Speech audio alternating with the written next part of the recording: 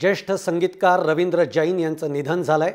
4:10 लीलावती रुग्णालयामध्ये त्यांनी अखेरचा श्वास घेतला।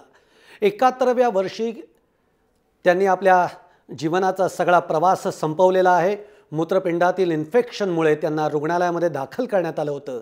विकारांत ते आजारी होते, तर त्यांची राम तेरी गंगा मेली यामधील गाणी अत्यंत हिट झाली होती। एकूणच आपण बघतो की रवींद्र जैन यांनी जे काही सगळ्या आपल्या संगीत म्युझिक कंपोजर म्हणून जी काही सुरुवात केली ती 1970 पासून केली आणि अनेक सुंदर गाणी त्यांनी आपल्याला दिलेली आहेत।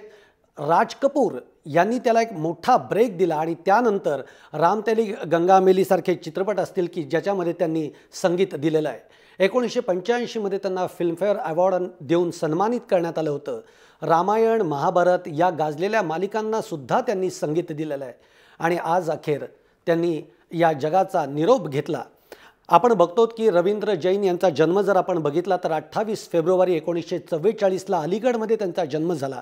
एकूणच सगळं घराणं हे संगीत क्षेत्राला वाहिलेलं आहे। पंडित इंद्रमणी जैन यांचे ते सुपुत्र आहेत। सगळं संगीताचं शिक्षण असू देत किंवा गायनाचं शिक्षण असू देत हे त्यांना आपल्या घरातूनच आईवडिलांकडूनच लाभलेलं आहे।